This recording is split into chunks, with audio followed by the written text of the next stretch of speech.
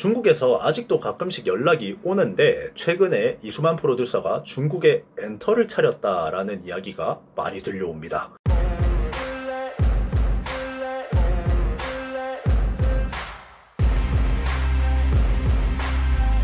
자, 유튜브 시청자 여러분들 반갑습니다. 인중입니다. SM 사태 여러분 기억이 나시나요? 올해 2월쯤부터 시작해서 거의 한 달 넘는 시간 동안 제가 계속해서 다뤘던 이야기죠. SM을 두고 하이브 카카오가 싸웠고 카카오가 승리를 했습니다. 하이브와 카카오의 싸움이자 이수만 프로듀서와 이성수 CEO의 싸움이다 라고 봐도 무방한 사태였는데요. 그 여파가 아직까지도 SM은 지속이 되고 있죠. 뭐 이번 샤이니 팬미팅 사태라던가 엑소 완전체 컴백 실패라던가 여러가지 팬들의 마음을 헤아리지 못하는 이런 모습들이 SM 사태로 인한 어수선한 회사의 분위기 때문이다 라고 보는 사람들이 정말 많아요. 일각에서는 SM이 고작 팬미팅 하나 유치하는데 이렇게 논란이 생길 만한 역사의 회사인가, 또 SM이 군 문제를 한두 번 겪어본 회사가 아닌데 엑소라는 SM의 근본 아이돌 완전체를 병무청 탓으로 돌리면서 실패를 시키냐, 이수만 라인에 있던 올드 멤버들이 힘이 다 빠져버리면서 SM을 지금까지 유지하던 여러 노하우들이 사라져버린 게 아니냐, 뭐 이런 말도 나오고 있는 게 현실입니다. 참 대한민국 최고의 엔터테인먼트라는 명함이 부끄러운 사태들이 최근에 계속 일어나고 있는데 지금 SM은 이런 사태고, 그러면 쫓겨난 이수만 프로듀서는 뭐 하고 있을까요? 여러분들 궁금하지 않으세요? 제가 예전에 쇼츠로 만든 영상 중에 이수만 프로듀서 돌아오겠냐라는 질문에서 믿었던 사람들한테 뒤통수 맞고 쫓겨났는데 나 같으면 안 돌아온다? 더러워서 안 돌아온다? 뭐 이런 이야기를 쇼츠로 만든 적이 있어요. 하지만 인지용이 예상하면 반대로 가죠. 엔터계의 펠레가 되어가고 있는데 최근에 엔터업계 소식을 좀 들어보면 이수만 프로듀서가 돌아온다라는 건 나름 확정적으로 보입니다. 오늘은 여기에 대해서 한번 이야기를 해보자고요. 뿅. 이수만 전 프로듀서와 하이브가 올해 2월에 SM 지분 매매 계약을 체결하면서 넣었던 경업금지 조항을 놓고 갈등을 굉장히 벌이고 있습니다. 이수만 프로듀서는 이 조항을 해제해달라고 요청을 하고 있는 상태고요. 하이브는 거절을 하고 있는 상태죠. 이 조항이 뭐냐, 간단하게 여러분들께 설명을 드리자면, 이수만 프로듀서가 하이브 카카오 분쟁 때 본인의 지분을 하이브로 다 넘기게 되었었죠. 그때 하이브에서는 조항을 거는데 우리가 SM을 가져가게 된다면 이수만 프로듀서는 이제 빠져라 라고 조건을 건 거예요. 왜냐면 카카오와 이성수 CEO가 내걸었던 아이덴티티가 SM의 혁신, SM 3.0 이런 부분이었잖아요. 그런데 하이브가 거기에 대척점으로 서 있는데 이수만 프로듀서의 권력을 유지를 시켜준다면 전형적인 혁신을 막아서는 대기업의 모양새가 나오기 때문에 명분상으로도 이미지상으로도 이수만 프로듀서의 활동을 끝내는 게 맞았던 거죠. 그래서 이 경업금지 조항을 제시를 한 건데, 주식이나 경영권, 사업을 매각을 한 사람이 일정 기간 동안은 다시 동일업종 사업을 시작하지 못하게 하는 그런 조항입니다. 자, 그런데 문제는 뭘까요? 바로 하이브가 카카오에게 SM을 넘겨줬다는 게 문제예요. 서로의 쩐의 전쟁에서 하이브가 이기지 못했고 카카오가 SM을 결국 들고 가게 되었죠. 그러면 하이브와 이수만이 한 이 조항이 유효한가에 대해서 이수만 프로듀서는 지적을 하는 거예요. 이수만 프로듀서는 내가 은퇴를 하더라도, 내가 더 이상 엔터에서 일을 하지 않더라도 나를 배신하고 뒤에서 물밑 작업으로 밀어낸 카카오에게 내 회사를 넘겨주지 마세요 하고 하이브와 손을 잡은 거였어요. 그러면서 하이브가 그러면은 선생님은 이제 엔터에서 손 떼세요 하고 약속을 한 거죠. 그런데 하이브가 카카오에게 졌어요. 결국 이수만 프로듀서가 처음에 이야기했던 내 모든 걸 내려놔도 카카오에게 회사를 넘기지 마세요 라는 약속을 하이브는 지킬 수 없게 되었잖아요. 하이브는 이수만과의 약속을 어긴 게 되는 건데, 이수만은 왜 하이브와의 조약을 지켜야 하냐, 니들이 약속을 지켜야 나도 약속을 지키지 라는 명분이 생긴 거예요. 실제로 하이브는 지금 당장에는 조항 해제를 거절하고 있지만 이걸 언제까지 막을 수 있을 것인가는 전문가들도 조만간 풀어줄 수밖에 없을 것이다 라는 이야기를 많이 하고 있어요. 왜냐면 결국에 하이브 입장에서는 4대 기획사라는 타이틀보다는 최강의 하이브, 그 밑에 3대 기획사라는 이미지를 가지고 싶어 할 건데, 이수만 프로듀서가 그 노하우와 가지고 있는 엄청난 자본으로 엔터를 새로 차리게 된다면 SM에서도 꽤나 많은 인재 유출이 생길 것이고 결과적으로 그것이 하이브에도 이득이 된다라고 보는 사람들이 꽤나 많은 그런 상태입니다.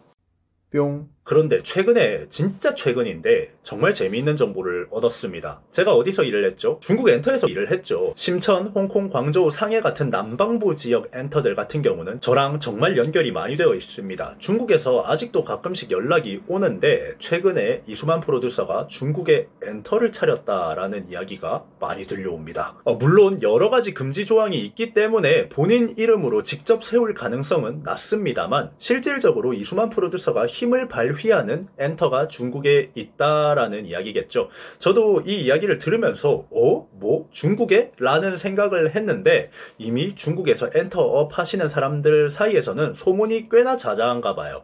이수만 프로듀서의 소문의 그 엔터라고 하면서 쉬쉬하면서 돌려 말하는 그런 분위기예요. 저도 뭐 어떤 엔터다 이런 식으로 지어졌고 어떤 활동을 한다 이런 이야기까지 자세하게 물어보기에는 다들 이야기하기를 아직 조심스러워하는 분위기라 그분들께서 자세하게 알려주시지는 않았지만 이수만 프로듀서의 입김이 닿는 소문의 엔터가 중국에 있다라는 것은 분명한 부분인 것 같습니다. 국내 엔터분들에게 이수만 프로듀서가 중국에서 엔터업에 아직 손대고 있는 거 아냐 하고 여기저기 저도 좀 물어봤는데 국내에서는 모르시는 분들도 꽤나 많은 상태인 걸로 보입니다. 심지어 어떤 분들은 저한테 이 이야기를 듣고 와 선생님 아직도 중국몽 못 버리셨네 하면서 너털 웃음을 짓는 대표님도 계시고 그랬어요.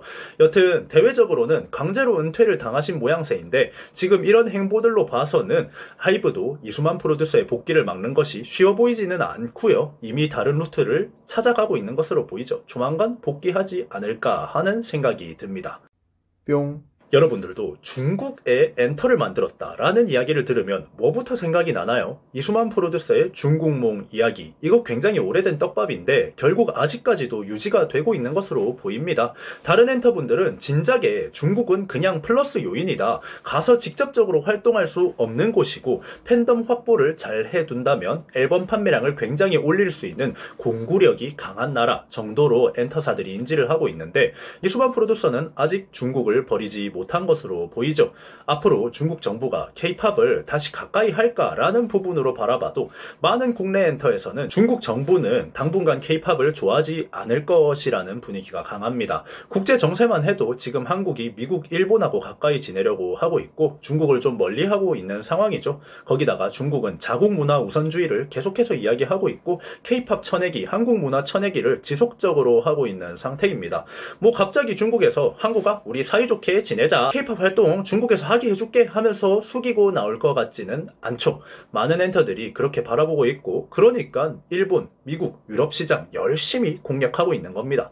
아직까지 유럽권에서 K-팝은 엄청나게 인지도가 높은 부분이 아니거든요. 한류 조사 실태에 의하면 K-팝이 퍼져 있는 지역 중에 가장 인지도가 낮은 지역이 아직 유럽입니다. 미국, 일본 시장은 K-팝이 많이 들어가 있고 오히려 인도 같은 나라가 엄청 K-팝 인기가 좋고 그래요. 유럽 콘서트 투어도 돌고 하는 게 매체에 노출이 많이 되면서 유럽에서도 K-팝이 엄청난 인기가 있다라고 느끼시는 분들이 많겠지만 타 지역들에 비하면 유럽이 가장 인기가 적은 편인데 그럼에도 불구하고 K-팝은 유럽 시장 뚫으려고 열심히 치고 들어가고 있거든요. 왜 그럴까요? 중국 시장에 더 이상 의존 안 하겠다라는 이야기거든요.